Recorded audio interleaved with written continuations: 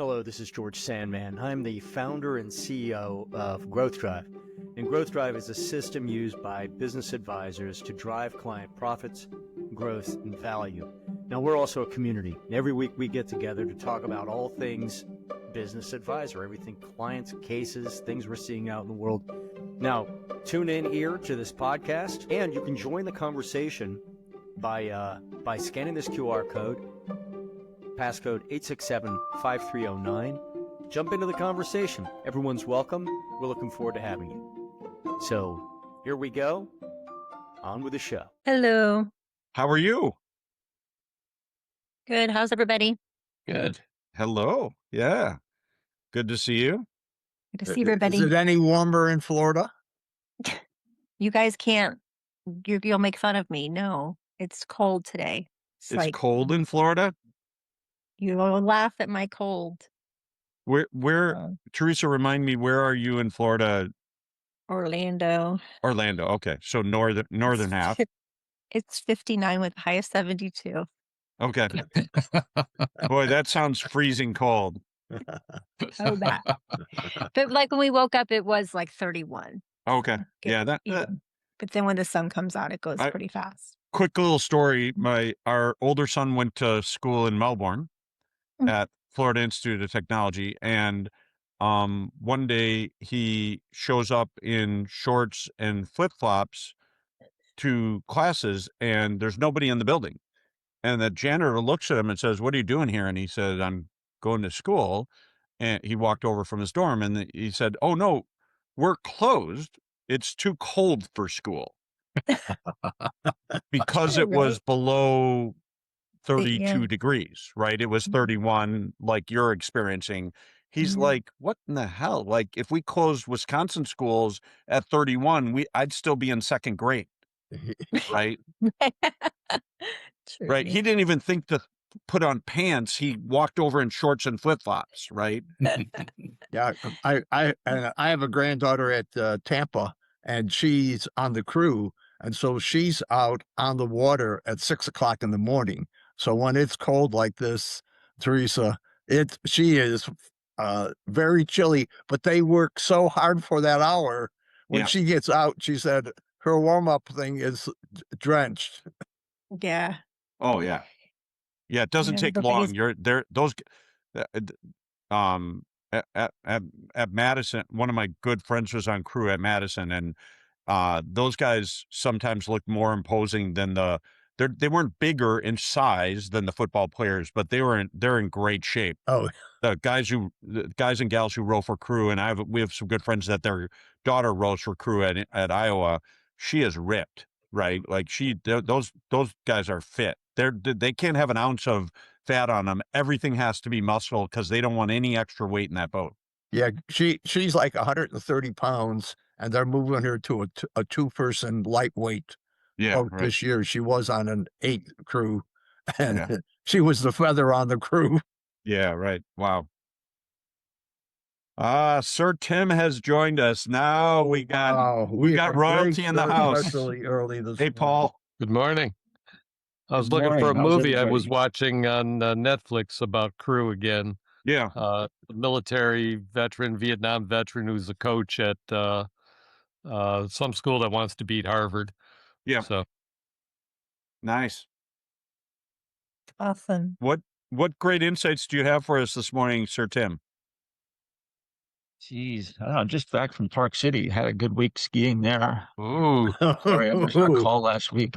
It actually turned out great. So we had no snow when we got there, and then got 2 big dumps. So it wound up being good. Couldn't happen to a nice couple of people, as far as I'm concerned. So it was good. Teresa's thinking they might have snow in Orlando today because it's 31 degrees. Did you notice? Just bundle up. I don't think the skiing's going to be very good in Orlando, though. I don't think you can get high enough to go more than like 30 seconds on a hill in Orlando. No. I saw that. There was they actually try to do that, and there's one little place they call it Snowcat Ridge, and my daughter's like, "Yeah, Mom, I'm good." I'm like, "You sure you don't want to go for the experience?" She's like, "I'm good." And that's You'd what be they better do. off They going do. on one of the rides at Disney and skiing down that, right? Yeah, Yeah. amen to that. Yeah. Yes, for sure. That's Yeah, Good exactly morning, Space Jemiah. Mountain to make it. Do Space Mountain, make it exciting. Yeah, exactly. right. Space Mountain, like if the water freezes, you could have what's the little cart that goes down the path? Yeah. The Jamaican team participated in that, right? Bobsled. They made a run in Jamaica so they could do Bobsled, that, yeah. right? Yeah. You can do it in Jamaica. You can do it in Orlando. Come on. Right? We gotta invent it. Yeah. I don't see Mike on here, but if you guys haven't done it, I think he posted it. He has a new survey out for referrals to his Oh, his new business offering. Yeah. his new offering. Yeah, it looks pretty good. Oh, I cool. I answered moderately just to see what I would score just as a referral if I was referring someone to him. And it's really good. Looks really good if you guys haven't seen it. I Nice. used it kind of in thinking about my new job, and I'm not talking about the company. I just kind of like did it in moderation just to see what I would score as if I was thinking about them. So I don't know if you guys have done it yet, but it was pretty cool. Looks good. Yeah. So several weeks ago when we were kind of finishing up the year, I threw out the question, how'd the year go and what are we planning for this year? Let's let's talk a little bit of what are people seeing in the new year? What's the activity level? How is, we're a couple weeks into solid weeks into January now. What are you guys seeing and what's 2026 feeling like? What are you seeing on the in terms of, hot things that are going on? What are people talking about? What's 2026 looking like so far? Jemiah, what are you seeing? Well, I'm seeing more of the talks at least, which I figure it would be in the whole M&A space, business acquisition, even some using the term in exit planning a little more. But I'm also seeing getting more in closer circles. We're seeing again, most business owners or the advisors don't really like the term exit planning as much, Yeah. but more seeing the need, or at least becoming familiar a little bit with the need to become, succession transition ready, or to be able to go through like a M&A due diligence. And I'm starting to see, even with conversations that they know it's a need for it, they just kind of didn't know how to, don't know how to frame it as much. And so seeing that, but I'm also seeing a lot of opportunity, like me and Mike Garrison was speaking to, of course, the opportunity to partner with other trusted advisors on education side, but also in the actual work. Besides this community, and for what I'm seeing and learning, and of course, being on some of the conversations that I'm seeing with, the EPI does. Actually, Mike did a great. Michael Garita, he did a great EPI Exit Planning Institute. It did like they do like a what's the name of it? It's like a learning thing twice a month where they have some people Webinar. on. Yep, webinar. And were you on it too, Teresa? No, but I get the invites. Okay, Mhm. okay. But yeah, he did an awesome one yesterday. But it's more conversation around it, but it's not a lot of us or a lot of, value growth advisors actually out there doing it. Yeah. And that's walking customers through, actually doing the work, actually, and walking them through it. And so I think it's a good thing, especially coming up over these next, at least for a minimum of 5 years, especially with the growth of AI, people got more, it's just speeding up. But especially over these next 5 years before it gets, well, probably won't get saturated because a lot of people just don't want to do the work. But the need for it, I think, is going to be even more tremendous than what it is already. Yeah. And the awareness of it when you got more people on the internet that's starting to look at or get involved with the whole, silver tsunami conversation, the whole M&A conversation. And on the other side of that, you got more owners that's just becoming more aware of the need, possible need to kind of become transition ready, or at least be able to kind of get that maximum enterprise value, whether they even really know what that means or not. I'm just seeing more awareness in the marketplace around the conversation. So Nice. Paul, what are you seeing? So 3 different industries, manufacturing, technology, and transportation. I'm going to take these 2 first because they're very related right now. And when you begin to see that early bird pricing for a conference in February has been extended to the end of January, uh, that's kind of a sign that things aren't going well. There's a major one in Nashville that I'll be going to in March. The exhibitor floor is sold out, but they're still Attendance worried about isn't. getting people there, I would say. In the transportation industry, it was a shock to me. A 90-year-old family held carrier called Dart Transit ended up selling to private equity this last week. So that's interesting. Talk about exits. That's somewhat unusual in the trucking industry. They hold on for a long, long time like that, 90 plus years. Everybody I'm talking to, their budgets are being constrained. We're not traveling, so that means we're probably not going to be hiring too many consultants, kind of thing. A lot of need for business development people who can quote unquote sell software. Oh, by the way, how do you show a return on investment for software? Mhm. So it's all the forecasts that I'm seeing right now are saying the first 6 months for sure are going to be still pulling back in the trucking and manufacturing industries. I just saw quickly that Trump's going to go to Detroit to start rethinking about pumping up manufacturing instead of what he's been doing, which is actually hurting manufacturing so far. So not good on the technology side. I am surprised that I've not been inundated with more information from CES about new tech and stuff going on there. So I have an impression that it's not been as revolutionary as in the last couple of years.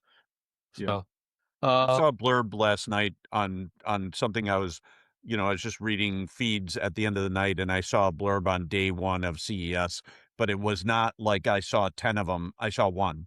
yeah, yeah. Now I did do something that you all might find interesting. Yesterday I did um, a readout to top management of a $6 million manufacturing company of a Clarity Level 1 team result.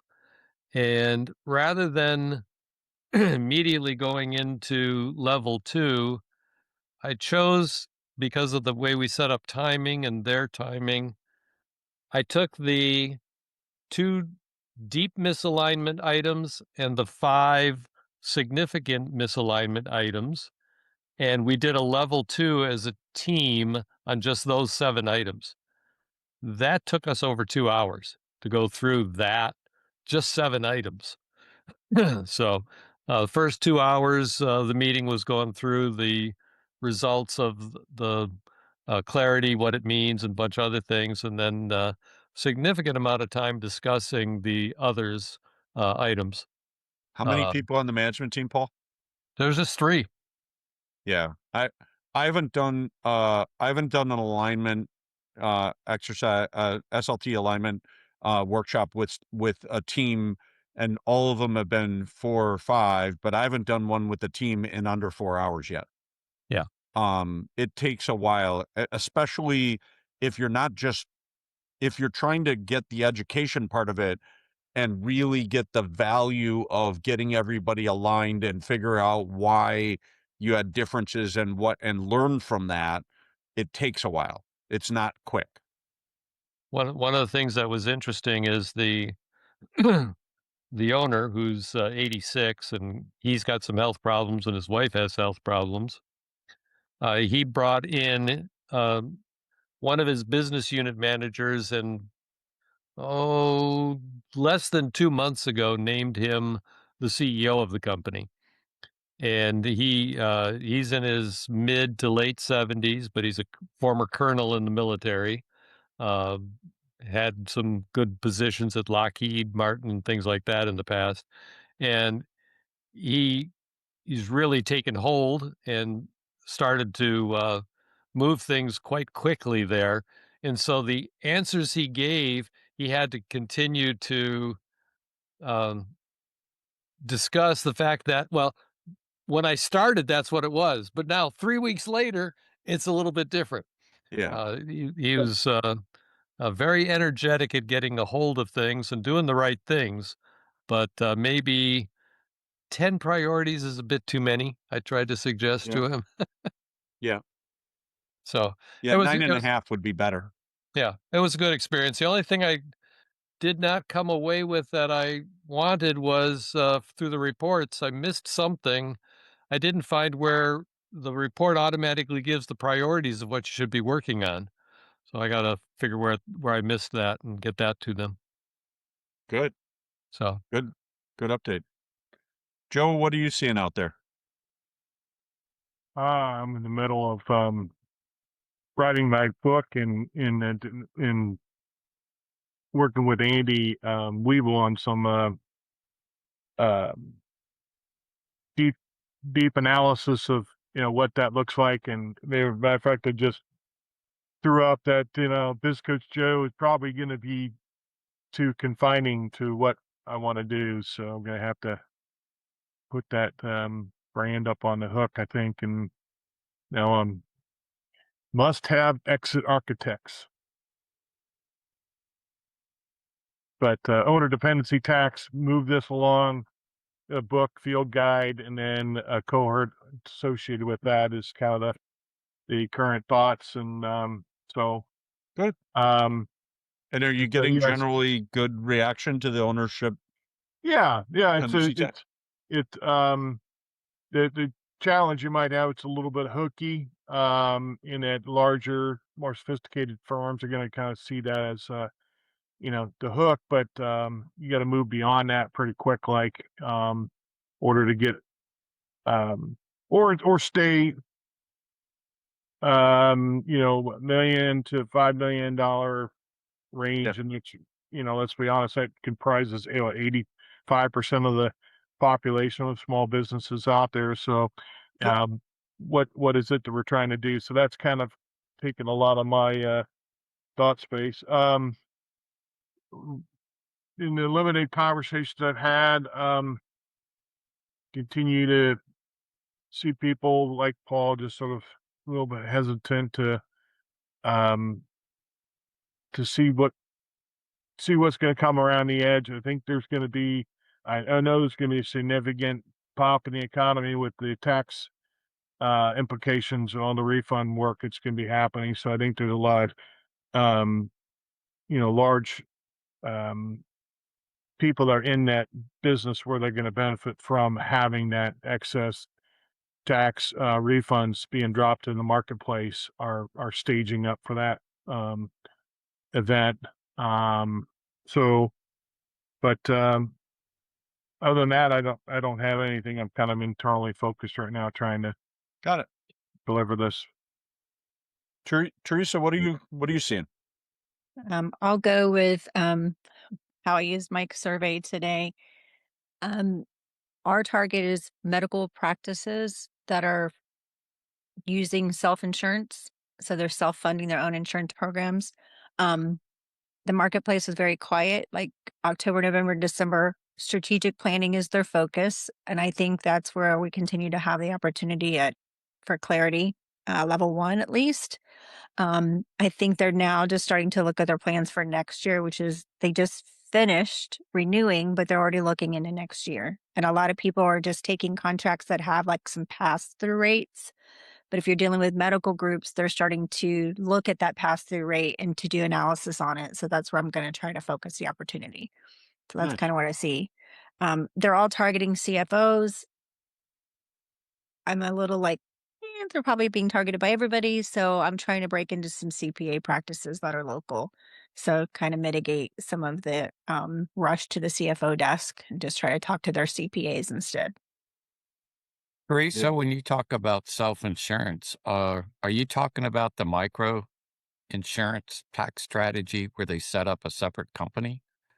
No, I'm talking about in The a end medical client. practice that You're talking about the end client self-insuring, Teresa. correct. The Yeah, so company is self-insuring, and then and that's why they want to talk to the CFO. And how do the medical practices integrate with them? Yeah.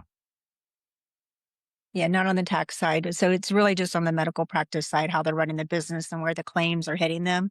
Yeah. A catastrophic claim can put a physician out of business pretty quickly if they don't have Yeah. the right insurance on the patients.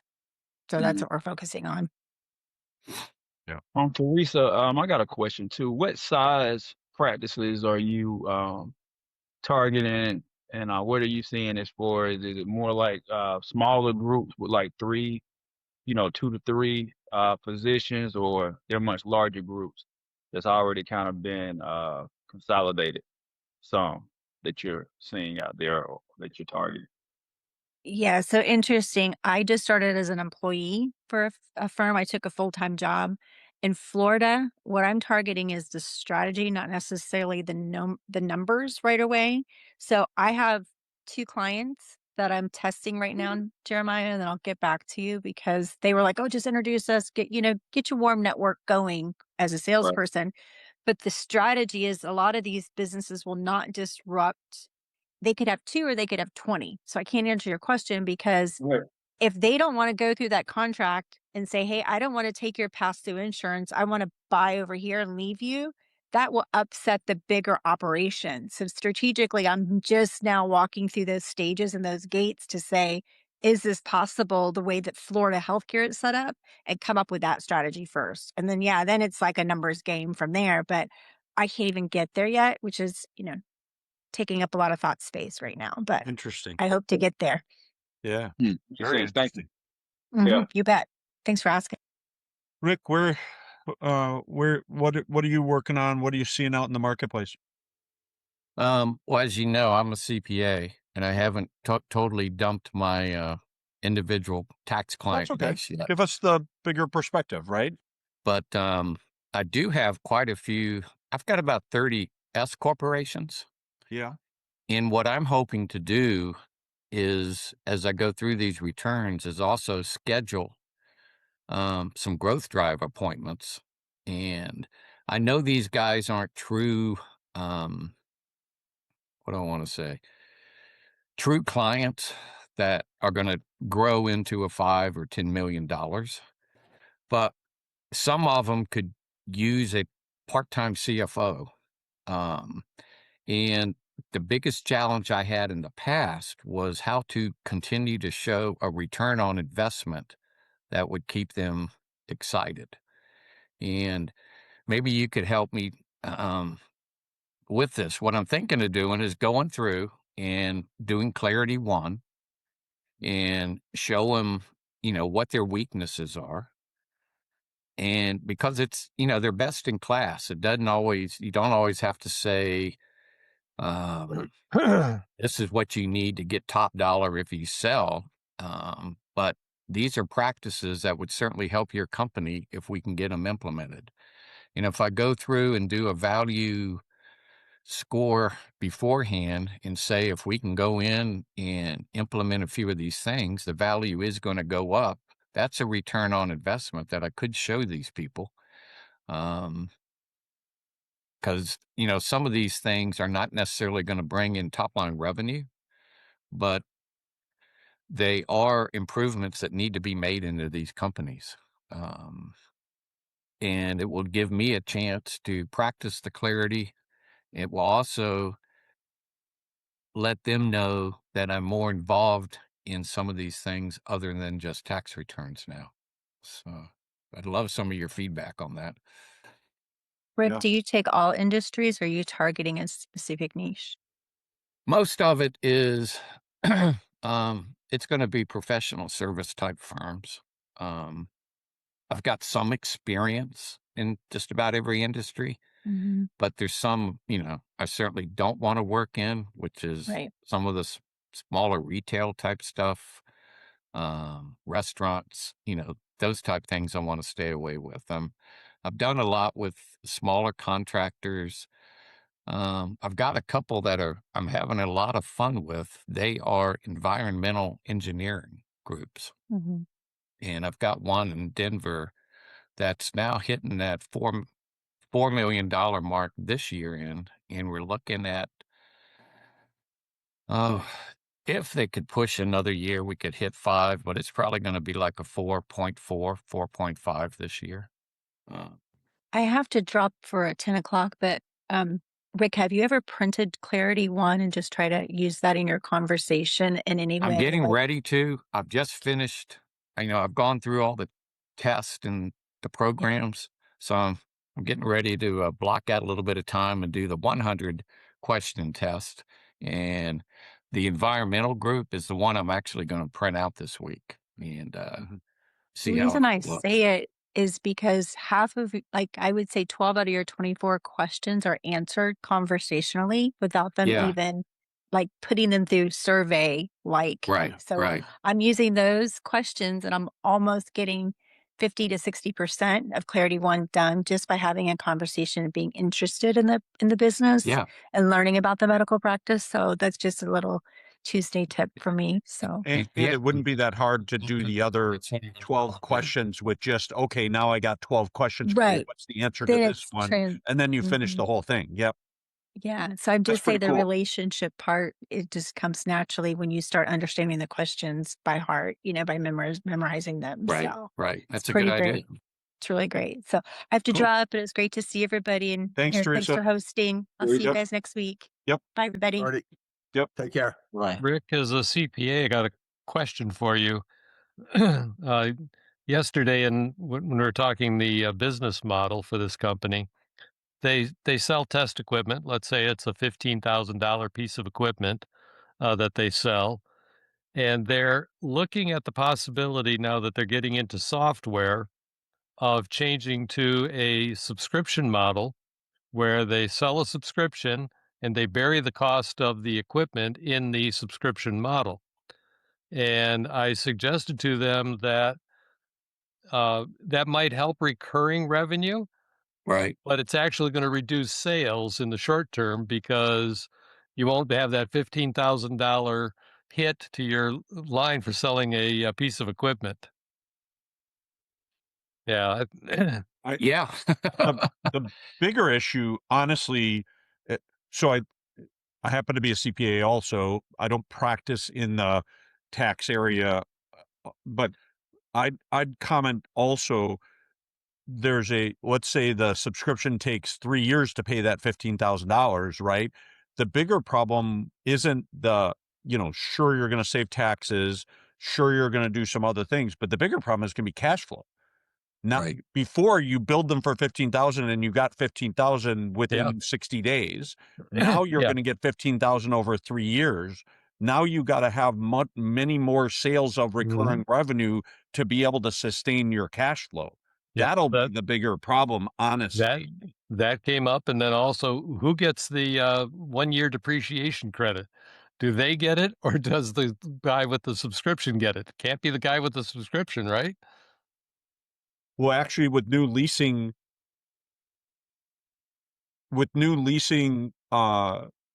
regulations, again, it would depend on how they booked the asset on the customer side.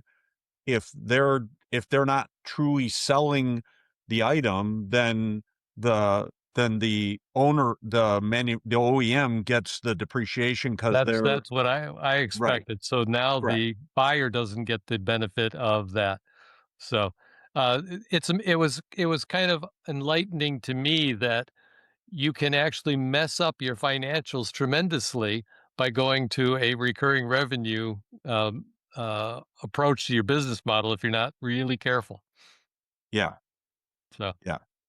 It would be more interesting as an OEM to talk about, hey, we're going to still sell you the piece of equipment, but the recurring revenue is going to come off of a maintenance agreement right, that we're going to sell you so that you don't have to pay $5,000 in 3 years when it breaks. You just pay us $200 a month and we'll take care of the equipment malfunction whenever it happens. That might be a better, again, I don't know the situation of that specific thing, but that might be a better way to generate a recurring revenue stream with the sale of the OEM equipment, right? Yeah. So, Rick. and it was interesting to see that. Oh, it's really, these are fascinating questions, right? Yeah. And Rick, just as an aside, I hung my shingle out 16 years ago as a fractional CFO. Yeah. We do so much more now, right? Like we're full service as a business advisory practice. But I would be happy at some point, Rick, if you wanted to talk about how do you look at that, because I use Clarity all the time. I'm on the page 3 of responses to it, and I'll probably be at page 5, halfway through this year of all the things that have come in, right? Like we're using a lot. I just say to you, there's lots of application by going through the Clarity to come out with things that are applicable that you can help them with as a fractional CFO. Okay, that's great. I mean, that's why I'm here. Rick, The Oracle is going to speak.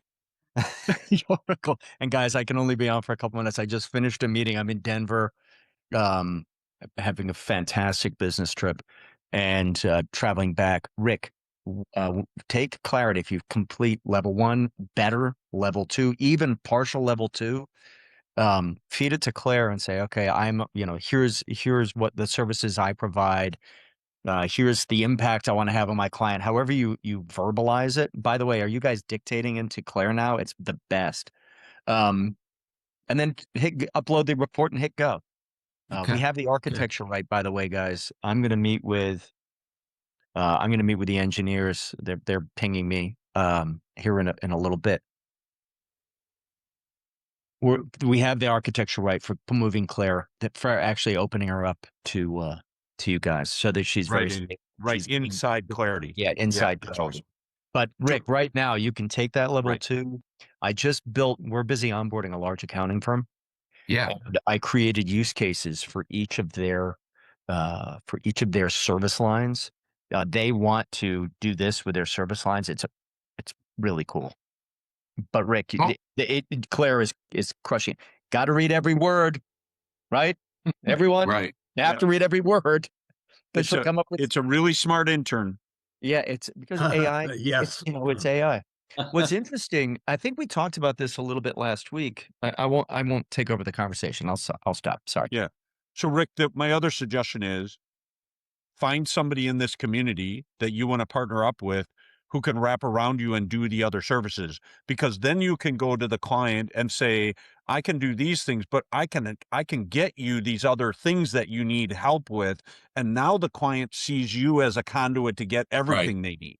Right. So identify somebody, Sir Tim would be a great guy, right? I mean, there's plenty of people in our community that do that whole thing. We do as well, Ed, pick somebody who can come alongside you and provide those other things, or multiple people if you want, and then be able to give that client, I can't help you with that area, but we got somebody who can, and then now you got that partnership to do that. And then you don't have to worry, whatever you uncover, you got something to help them with.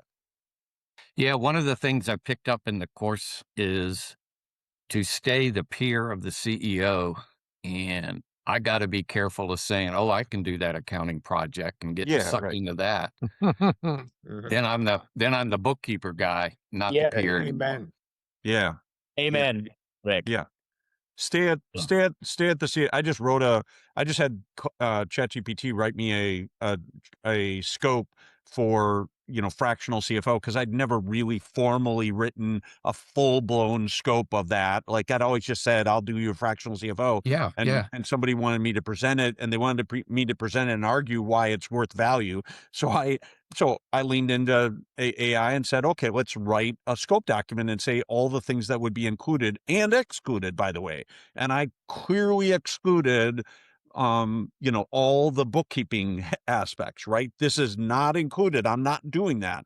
If you ask me to do that, I'm going to defer, but also like that would not be included in my monthly fee. Well, if I shoot you an email, would you be willing to share that with me? Sure. Love Okay. to. Yeah. Appreciate it. Yeah. That's great, guys. Yeah. So we're kind of going around talking about what we see in 2026 and what's on our plate. Tim, we haven't gotten to you yet. Yeah, I'm Sorry, Sir Tim. Jemiah, I think I haven't seen a ton of stuff change. Like, it's not like a light switch from last year. I'm seeing still the awareness growing on the silver tsunami thing, that people in general moving in. The tide is definitely heading in that direction. I'm seeing, along with that, and I don't know if it's just because I've been in the space longer now and I'm on more lists, but I'm seeing more professional service firms also moving into that, helping you with the end of business life process. So just more than I saw a year ago or even a few months prior to that. So it just seems like like the focus, like it's attracting, the water hole is attracting more and more people as well. Not excessively competitive yet. I don't see people doing exactly what we're doing. Certainly some overlap. And then I'm still seeing this, I'm feeling this mindset of hesitation out there. Like same thing that Jemiah was talking about, where companies kind of know what they ought to do, but they're really weighing their options and their possibilities and kind of waiting for some settlement. I think part of that could just be us too, with where we're going through the early stages of developing the firm. Our focus is almost exclusively on gaining referrals from trusted advisors, right? Other professional service folks. We occasionally run into people on our own, people we know, people hear about what we're doing, or we schedule a meeting, but we're really developing relationships with people that have connections to other business owners that are moving into this era, right? So in fact, we've got a business development professional who we've been grooming for about 6 months. She's really active, one of the top BD people in Baltimore County, wants to sell for us, wants to make introductions for us, and I think we're finally going to get her started. We've got her under contract. We're going to have her starting early this week, which is good. And she's focusing, along with our focusing, on plugging into businesses that have streams of people like this, whether it's a private capital investor, family offices, some patient private equity firms, some high net worth wealth advisors. So those are the groups that we're looking to create relationships with, entities that could give us several clients a year and then build that initial book of business. Awesome. I was conversing with George earlier this week. I also lead an Alex Council group, and for the last 2 years, as I've been grooming on the growth drive approach, I've been very careful not to cross the beams. Right, I'm not going in and pitching them every time I'm learning something about growth drive, but I think it's time. So I'm going to take them all through Clarity 1 here on Thursday, and then just see if that evolves into any business downstream in addition, like above and beyond what I'm doing with my peer group. What I found when you talk to the groups like that too is it may not be the person who's in the room who you get as the client. It might be their brother-in-law or their sister-in-law who owns a business, who they say, I don't need you, but boy, my sister-in-law is really struggling with her business. Could you help her? Right. So you might get referrals because business people know business people. Yeah. I think the one other thing we plan to do aggressively this year is to do at least one marketing event per quarter, by one way or the other, whether we're doing it, with a host like a wealth advisory firm, or whether we're conjuring it up ourselves by gathering up people that are a BD person or that we run into and getting them all in a room and trying to create that sort of collective exuberance of looking at it all at the same time. Nice. Yeah, you and Jemiah brought up a great point, Tim, that I'd lean into. You gotta go, Paul? No, George. I've got to scoot, guys. I apologize. I'm running for a flight. I just wanted to say good morning. Love it. Eric, it sounds like you're leading the meeting. Thank you very much. And Go Broncos. It's all Ed. anything I can do to help you, call me. It's all Ed. It's all Ed all the time. Ed, we need to talk. Yeah. All right, guys. Be well. Yeah. See ya. Okay. So Safe travels. So Tim and Jemiah, you brought up a great point, and that is, people don't want to talk about exit. And it is a it, it it's a positioning problem that we have. It's a positioning problem, as Mike Garrison points out, when we talk to financial advisors, because they don't want to hear I got to wait 5 to 10 years to get my AUM and that's my payoff for my referral to you. It's also a positioning problem for the end client, because they don't want to hear that the only thing we're going to do is help them with something that's 5 to 10 years out. Right. And so, guys, just remember, we're going to help them generate more revenue, more EBITDA now, right? In the activities that we do, we're going to create productivity for them, right? But even beyond that, what I tend to talk to clients about is, and what they tend to lean into a lot is, yeah, ultimately you're going to have to leave, and that's going to be a decision for you. But you might not have the ability to make that decision. So wouldn't you rather have more options all the time? So if something comes up, whatever that something is, somebody approaches you with an offer, you can get a better offer tomorrow. If you're not ready for that offer, you're going to get a discounted offer tomorrow because you're not ready. You don't have options when you aren't ready. And so if you're ready, you've got options no matter what happens. Do you have a health scare? Does something come up in your personal life? Does somebody make you an offer? Do you have an offer? Do you have more money now because you're more set, and now an opportunity comes up to buy somebody else and grow that way? But all those options are off the table if you're not ready. If you got to take 3 to 6 months to get ready, no matter what happens, now you've got less problems. And so business owners love to have options. I'm going to, if it's all right with you, I'm going to share my screen and show you a couple slides I used yesterday. Please. Because George knows that I'm not much into the exit portion of it. I'm more into the grow portion of everything. Yep. And I added one slide here to something that I used yesterday. If you look at the Clarity Level 1 report, you'll see this set of bullet points in there. Okay. Mm-hmm. Yep. So what I've done is I kind of did that differently. From the base level, you want to create more money from the business, and that's what 10 to 15% of the people want. Then you want to have more time away from the business. That's a value today that you can have. Correct. And then if you exit, I don't say exit, you can get both more time and more money. And this would be more along what George says with the oil well kind of thing. Yep. You can step away from the business and still make more money. So then I took this pyramid, and I said, it's pretty obvious that level 1 is more money and easier to run today. Sustainable growth is more money and easier to run tomorrow. And then the predictable transfer value is sell, or I use the word exit from the perspective of exit from day-to-day operation of the business. Yep. But sustainable growth will also help you exit for the business and help you with the sale. It will also help you make more money and easier today because you can buy and scale and drive down costs as a result of that. Then your profits and cash flow will obviously help you with the sell. And you can add a whole lot more arrows to this Yeah, to right. show that there's benefit to doing things that's got There's nothing benefit to do now with. and later. Yes. Yeah. And that's the bigger message, right?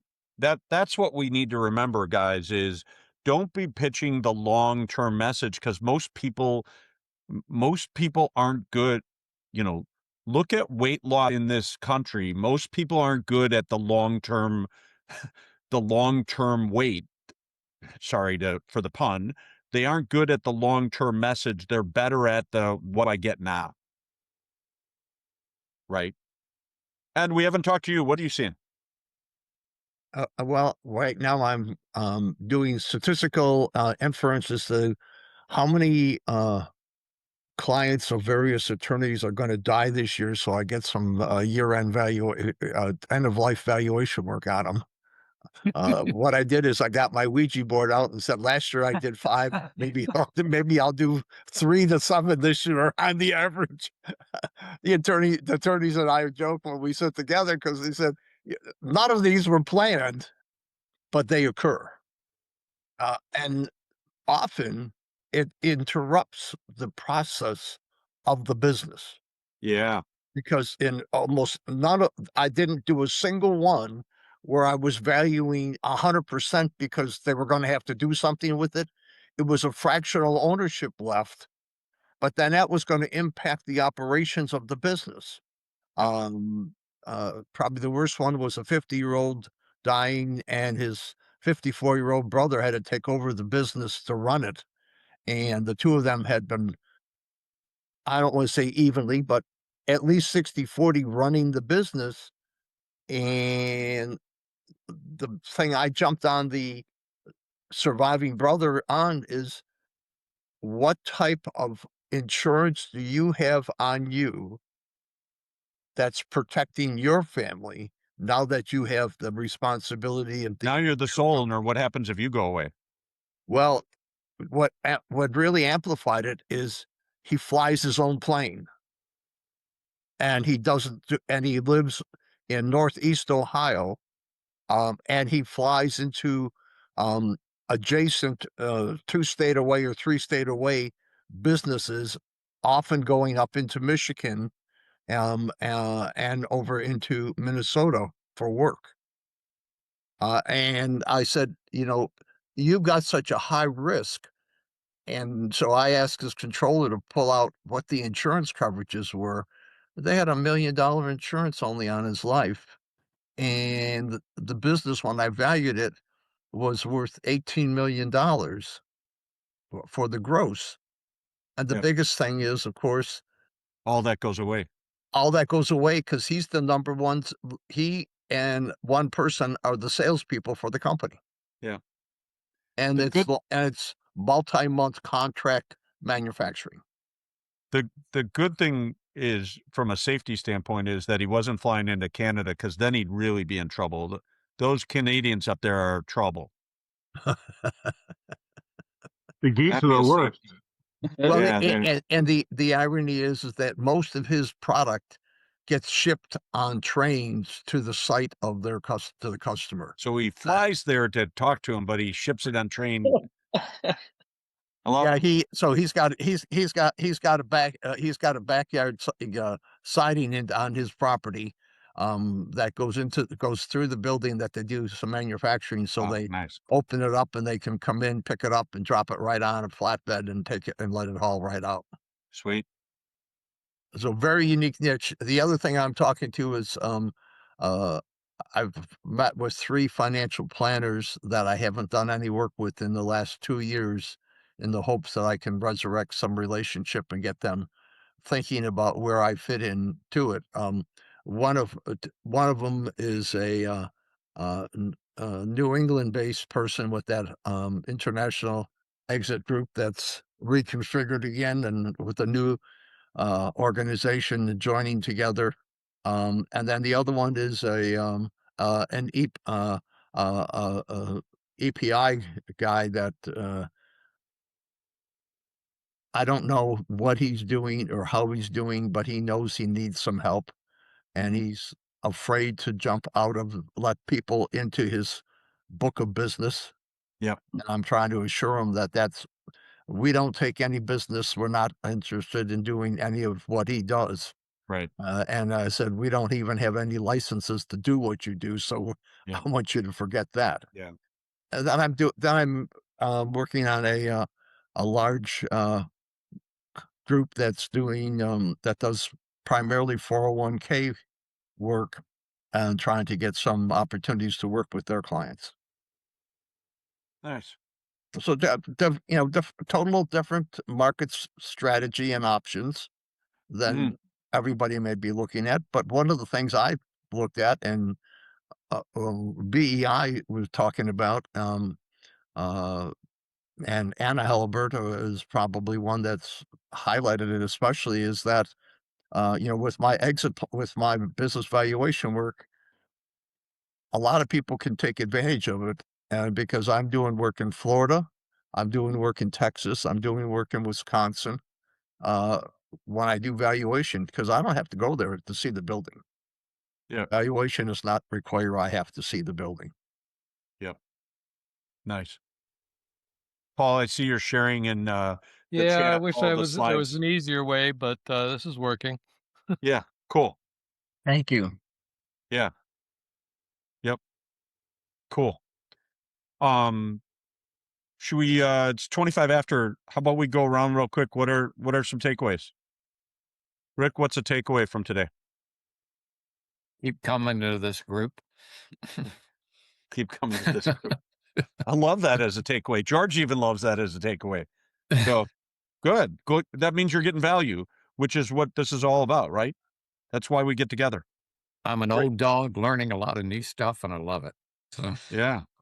Well, cool. Jemiah, what's your takeaway for today? Kind of the same thing that that Rick was saying. Just keep coming to the call, keep adding value, keep learning, and just kind of keep keep optimizing. Something you said, and I think you said a few weeks ago, and we got all the tools and we know the entire picture, but when talking to potential clients or partners, just going to their natural fears now, like you said, loss of options, loss of, those things that EPA is talking about, death, divorce, disagreement, disability, all those things are kind of showing what it can do, the benefit now, and making them have that control. It's not exit planning or transition readiness, but it's, helping them to have that control of how their business goes, whether they make it an oil well, sell it 10 years, do it ESOP, whatever they decide to do, they have control of that now. And just kind of keeping that now, like you said, keeping that now front of mind.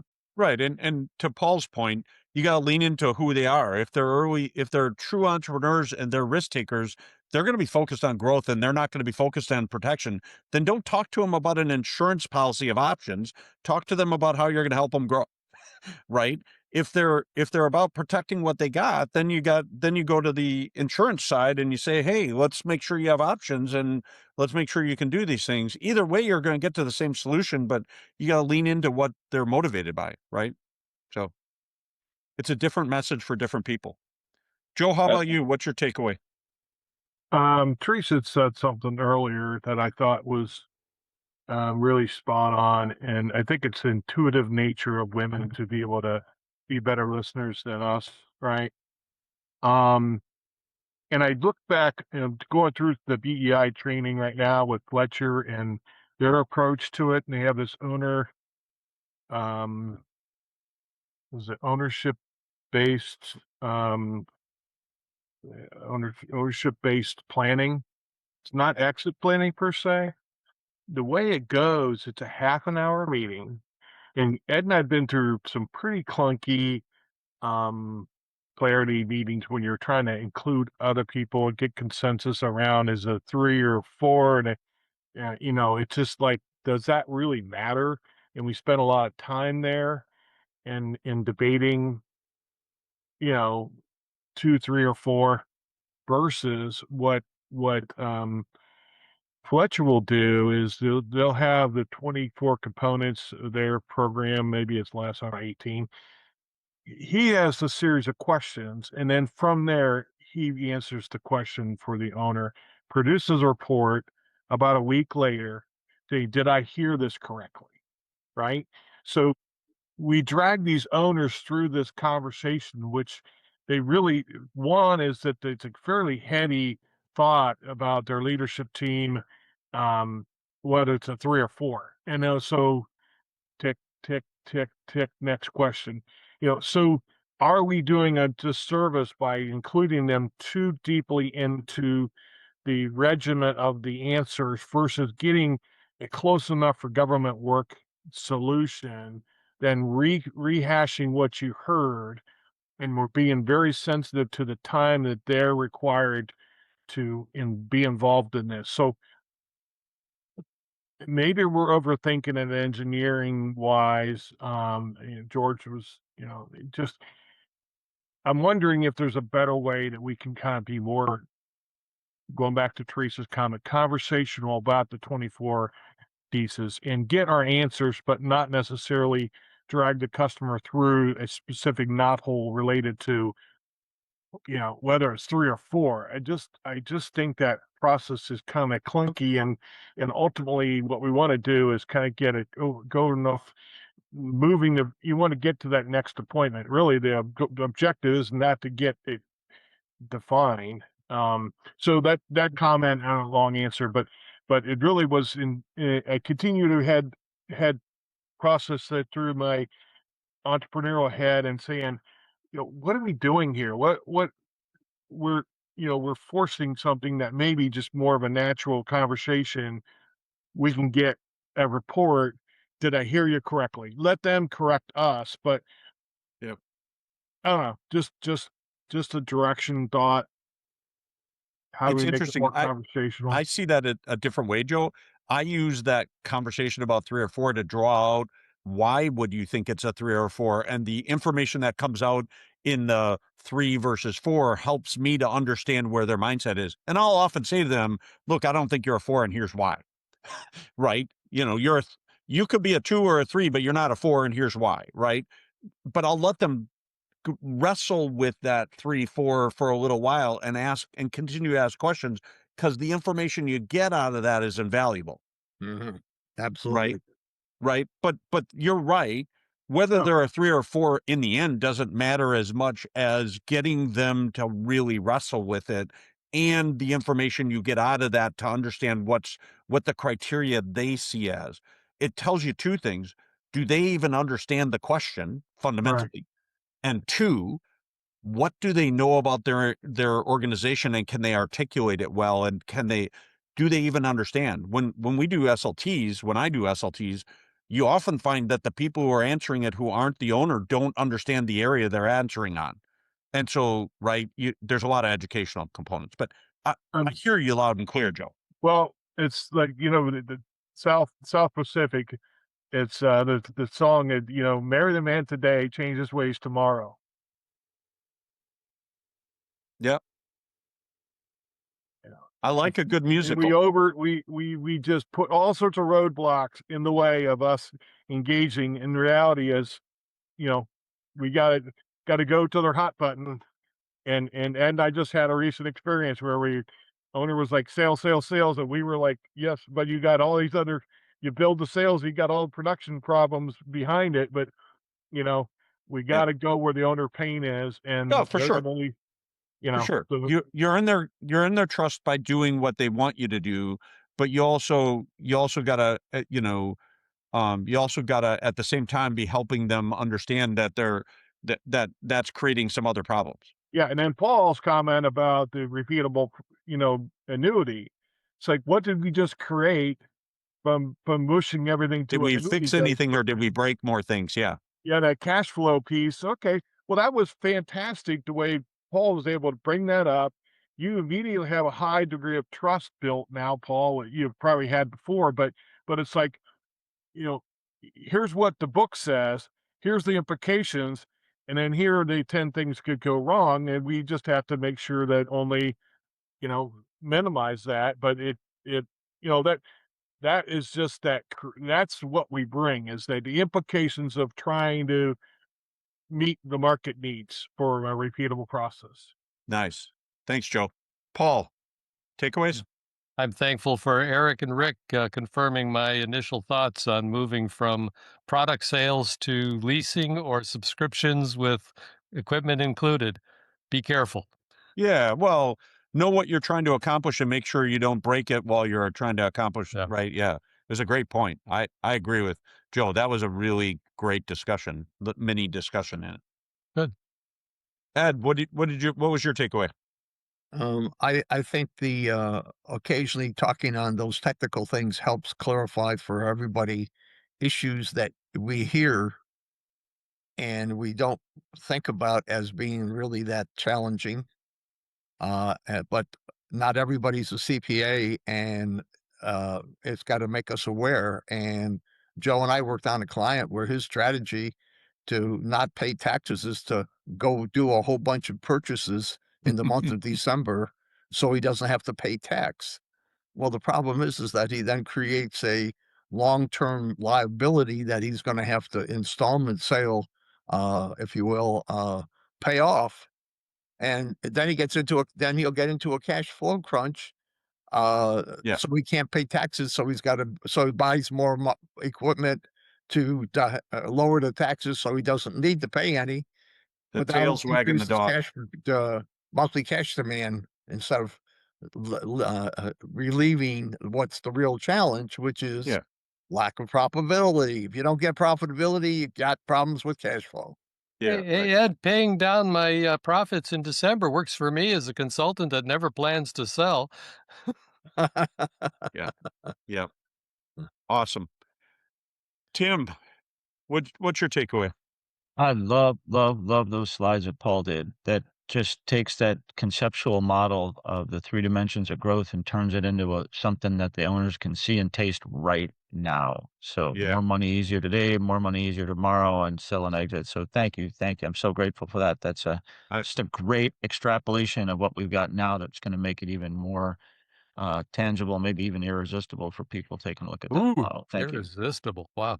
Yeah, I was going to come in with the same exact thing, Tim.